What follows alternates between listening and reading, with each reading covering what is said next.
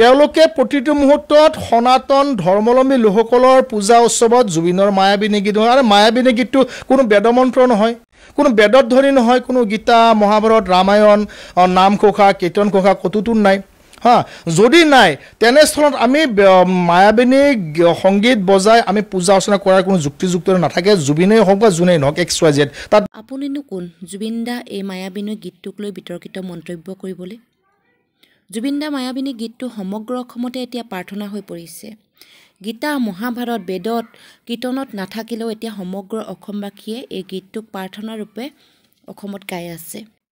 আপুনি যদি বেয়া পাইছে যে বেদত নাই, কীৰ্তনত নাই, নামঘোষাত নাই, তেতিয়াহ'লে আপুনি নেগালেই হ'ল।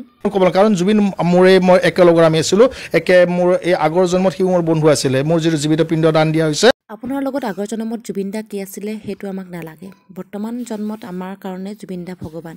গতিকেলৈ জুবিন দাৰ লাখ লাখ অনুৰাগীয়ে জুবিন দাৰ মায়াবিনী গীতটোক প্ৰাৰ্থনা হিচাপে লৈছে। গতিকেলৈ মায়াবিনী গীতটোক লৈ আপুনি বিতৰ্কিত মন্তব্য নকৰিব বুলি আশা কৰিলোঁ।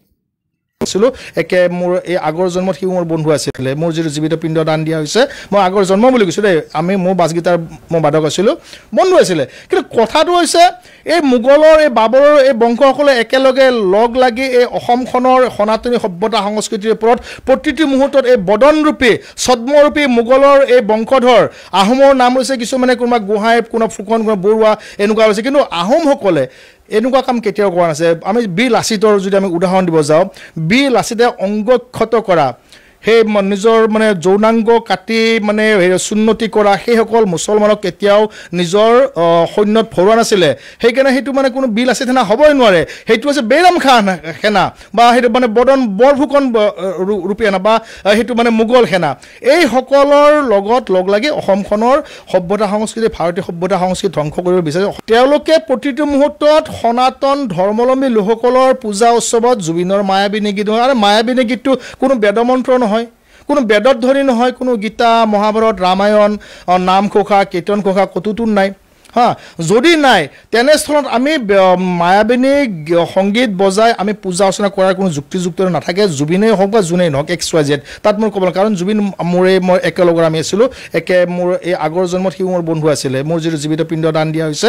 মই আগৰ জন্ম বুলি কৈছোঁ দেই, মোৰ বাছগীটাৰ মই বাদক আছিলোঁ, বন্ধু আছিলে। কিন্তু কথাটো হৈছে এই মোগলৰ এই বাবৰৰ এই বংশসকলে একেলগে লগ লাগি এই অসমখনৰ সনাতনী সভ্যতা সংস্কৃতিৰ ওপৰত প্ৰতিটো মুহূৰ্তত এই বদনৰূপী ছদ্মৰূপী মোগলৰ এই বংশধৰ আহোমৰ নাম লৈছে, কিছুমানে কোনোবা গোহাঁই, কোনোবা ফুকন, কোনোবা বৰুৱা এনেকুৱা হৈছে। কিন্তু আহোমসকলে এনেকুৱা কাম কেতিয়াও কৰা নাছিল। আমি বীৰ লাচিতৰ যদি আমি উদাহৰণ দিব যাওঁ, বীৰ লাচিতে অংগক্ষত কৰা, সেই নিজৰ যৌনাংগ কাটি চুন্নতি কৰা সেইসকল মুছলমানক কেতিয়াও নিজৰ সৈন্যত ভৰোৱা নাছিলে।